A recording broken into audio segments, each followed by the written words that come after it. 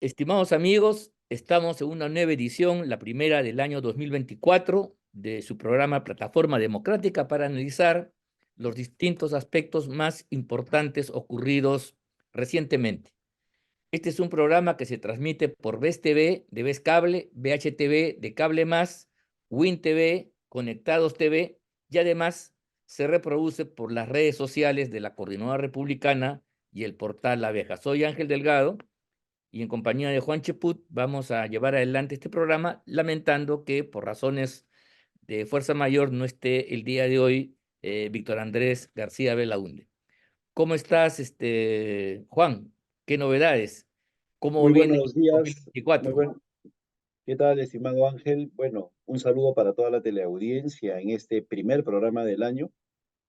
Creo que estamos satisfechos por la respuesta, la acogida que ha tenido el programa durante el año pasado y Así es. quería agradecerte a ti, Ángel, así también como a los televidentes, que vamos a esforzarnos pues por seguir brindándoles un análisis objetivo, sincero, ¿no? Y en base a nuestra experiencia política, que creo que es lo que podríamos aportar.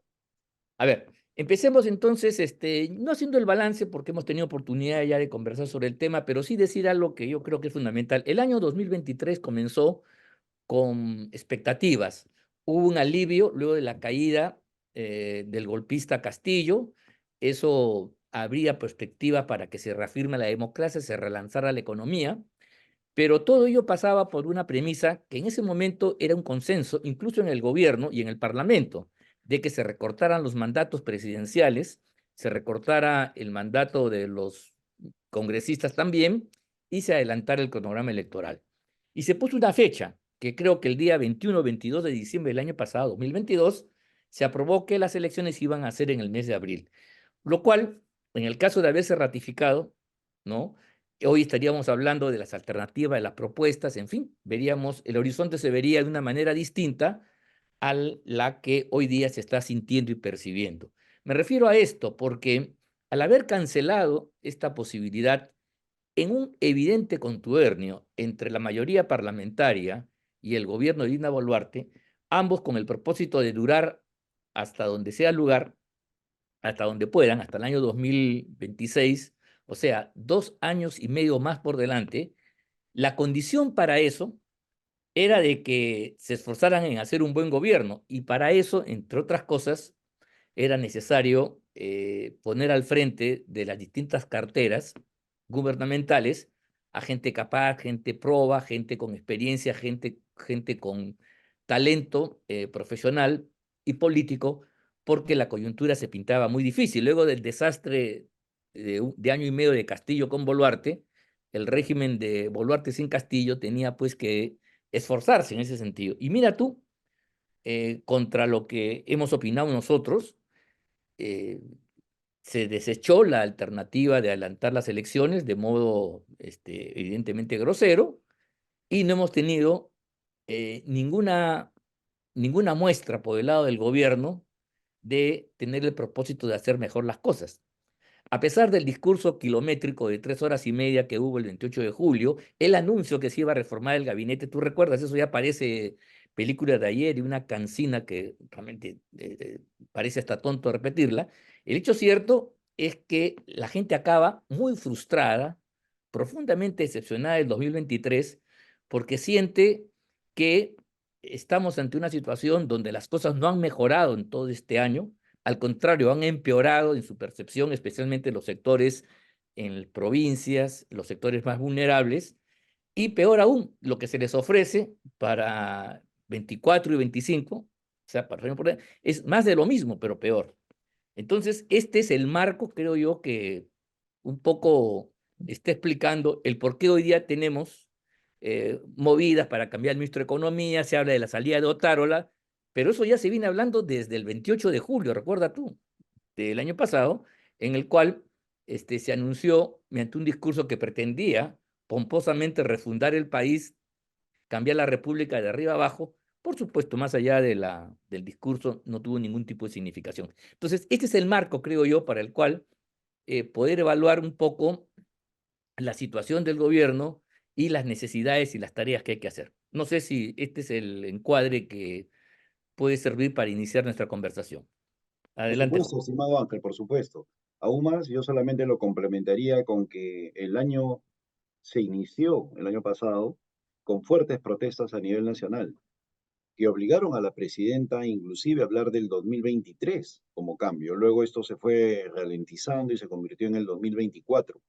Pero como muy bien ha señalado, hoy estaríamos viviendo un clima de esperanza, viendo cuál sería la nueva alternativa que se elegiría el segundo domingo de abril. Y sin embargo, estamos inmersos en una permanente crisis institucional, económica, política, discutiendo cambios en el gabinete. De gran torpeza, pues, la presidenta de la República, la verdad es que no se da cuenta de la necesidad de que la ciudadanía tenga válvulas de escape. Es una ciudadanía que no puede protestar, es una ciudadanía que ve que no hay cambios en el horizonte, es una ciudadanía que está desesperada y agobiada por la crisis económica fundamentalmente. Los intereses han subido más del doble en los últimos 2 meses. Hoy día estamos hablando de que una tarjeta de crédito cuesta 66% de 28% que costaba hace tan solo 2 meses. ¿Por qué? Porque hay mora, la gente no puede pagar porque está perdiendo sus empleos o quebrando sus negocios. Y ante eso, ¿qué es lo que hace la presidenta? Confirma su gabinete, no hace ningún tipo de cambio, cree que estamos en el mejor de los mundos. Y con eso, ella se está comprando todos los boletos para que esto estalle por algún lugar, por el menos pensado. Pero definitivamente el Perú no aguanta en esta situación hasta el próximo 2026, de ninguna manera. Tiene que haber algún mecanismo que sí. permita que la ciudadanía pueda liberar esa presión que ahorita tiene sobre sí. Sí, totalmente de acuerdo. Yo estoy plenamente convencido de que las cosas efectivamente suceden así porque la señora Boluarte, al no llevar adelante ninguna de las tareas que implica resolver los graves problemas que ella, con Castillo, generaron, y los problemas que vienen de atrás también, o sea, en fin, Castillo, Boluarte han sido un episodio dentro de una trayectoria más larga. El hecho cierto es de que este es un gobierno que se ha caracterizado por su mediocridad. Mediocridad que podría atenderse si es que, bueno, vamos a tener elecciones en el mes de abril y entonces ya, bueno, pues, ¿qué vamos a hacer? Este es el puente y los puentes a veces son frágiles y el asunto del puente es que tú puedas llegar al otro lado. Pero si tú pretendes gobernar 2 años y medio en una situación tan difícil, mira, la dificultad está por el lado económico, una crisis con recesión, el fenómeno del niño está ahí, yo escucho del lado gubernamental, más que del otro, decir que no va a tener consecuencias, que es un niño moderado. Espero que así sea, pero yo por televisión veo Tumbes, veo Yurimaguas, poblaciones inundadas, y aquí también ya cerca las crecidas de los ríos, o sea que la cosa no es tan sencilla. En fin, vemos una serie de, bueno, y para qué recordar el tema de la inseguridad, que ya pues parece una batalla perdida. En fin, y podríamos seguir enumerando la crisis en el agro, los problemas en el sector salud, parece que hay una reproducción de la pandemia, qué sé yo. Ante todos estos problemas, la señora no da respuesta. Realmente, como dijo en su discurso, la crisis ha terminado y todo está bien. Entonces, un poco que ese discurso, totalmente falaz, ha sido incorporado y al no ser cuestionado, muchos sectores lo han hecho suyo, incluso los sectores democráticos, que con la tesis de que como no hay alternativas para candidatear, hay que esperar al 2026, no se dan cuenta de un hecho contundente, que en la medida que pasan los meses, yo no conozco ningún tipo de iniciativa que vaya a una confluencia de sectores democráticos para armar partidos con programas, ni mucho menos liderazgos. Al contrario, lo que yo veo es que en este año la oposición que logró, digamos, un gran triunfo unida frente a Castillo, se ha dispersado, hay encono, hay rivalidad y nada dice de que se vaya a producir algún tipo de acercamiento. Algunos creen que postergando las fechas se consigue mágicamente recuperar la unidad. Más bien los que sí están recuperando la unidad son los izquierdistas y caviares que ya salieron a fin de año, ¿no? Con una iniciativa, la coalición ciudadana, donde plantean una bandera que ha sido nuestra, la bandera de adelantar las elecciones. El hecho que sean caviares y todo lo demás irresponsables no los inhabilita para decir una cosa que yo creo que en el fondo es cierta. Ante tanta incapacidad, la salida democrática no hace otra que adelantar las elecciones, solo que en peores condiciones a las que si esto se hubiera planificado de modo ordenado. ¿Qué crees tú al respecto? Que son expertos pues apropiándose de banderas, ¿no? Mientras tú y yo y un grupo de demócratas, desde que llegó Castillo al poder, anticipamos mucho de lo que ahora está aconteciendo y decíamos que lo mejor para el país era un adelanto de elecciones, ¿qué hacían estos señores de la coalición ciudadana, los que ahora la conforman?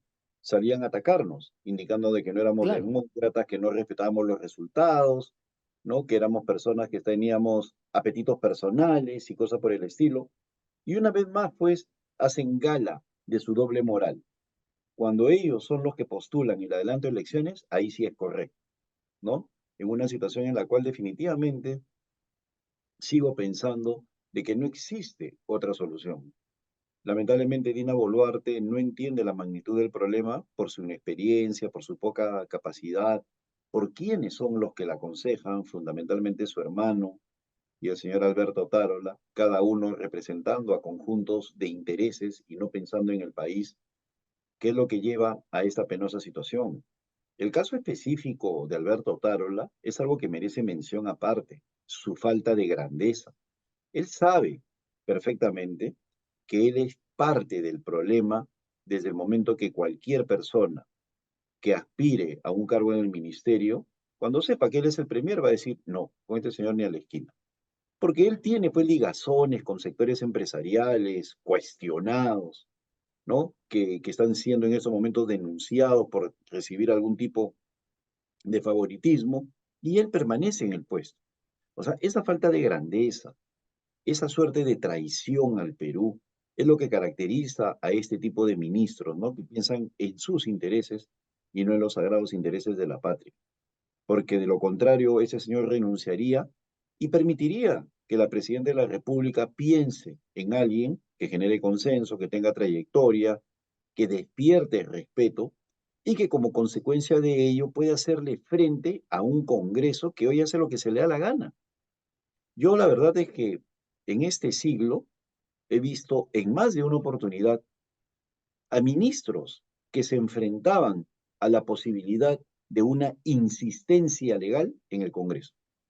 Es decir, cuando el Congreso persistía en sacar adelante alguna ley que había observado el Ejecutivo, los ministros se enfrentaban en el debate de las ideas, iban al Pleno, pedían hablar en el Pleno, iban a los medios de comunicación señalando las barbaridades que podría traer como consecuencia esa insistencia. Pero sin embargo vemos ahora a los ministros que con carácter resignado admiten las insistencias parlamentarias y no hay ningún tipo de diferenciación de poderes, pues no veo yo ningún tipo de disputa. Y como no hay control político, vemos pues lo que vemos en la televisión. Obras abandonadas, inconclusas, prevenciones que no se dieron, abandono general y decepción de parte de la ciudadanía, crisis económica, delincuencia organizada, delincuencia desatada también, que afecta con la extorsión, el sicariato o el secuestro a las poblaciones más vulnerables. Es decir, un desgobierno total. Y hay que señalarlo. La gran irresponsabilidad acá, creo yo que eso está calando ya en la opinión pública. Hoy día en varios medios, el editorial de Perú 21, por ejemplo, de hoy, coincide con el Expreso y coincide con Correo. Otárola tiene que irse. Cada vez son más las voces que hablan de que este señor es el principal escollo para que pueda haber algún tipo de recambio, pero parece que la presidenta por el momento no quiere hacer nada para no chocar con su amigo.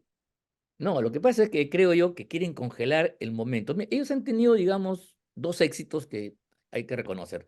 Uno de ellos es durar, perdurar. O sea, porque acuérdate tú que se pensaba luego de las grandes convulsiones en el sur del país de que tenía poco trecho, poca vida el gobierno de Boluarte. Ha durado ya un año y eso es sin duda una gran victoria y creo que ahí a Otárola le corresponde un importante grado de responsabilidad. Y la otra, que también hay que reconocerle, es que ha erradicado del horizonte político esto quede una fuente de tensión, la Asamblea Constituyente, el cambio constitucional, ¿no? Majaderamente esgrimido por Castillo, también por Boluarte cuando estaban juntos los dos. Entonces, pero eso no es suficiente para afrontar una situación tan grave, heredada sobre todo de esos de año y medio de gobierno conjunto de Castillo con Boluarte. Y es ahí entonces donde creo yo que hay una suerte de ilusión, ¿no? De congelar el momento, ¿no? Bueno, la gente puede haber respirado aliviado un momento, pero en la medida que pasa el tiempo y no hay solución a los graves problemas del país, la paciencia se agota y la quiescencia inicial se transforma pues en un rechazo, que ahí están las encuestas.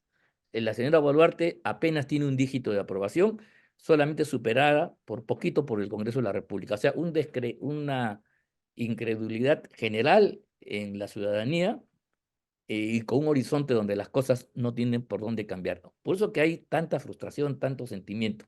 Y en ese escenario, el año que culmina acabó con una batalla campal en las alturas de organismos que no son políticos, porque ni es ni el Congreso ni el gobierno, sino órganos jurisdiccionales que tienen que cumplir un rol arbitral, que tienen que garantizar los cauces, resolver los conflictos. Me refiero al Ministerio Público y el Poder Judicial, pero el Ministerio Público fue el epicentro con la deposición de la señora Patricia Benavides y la recuperación de los caviares.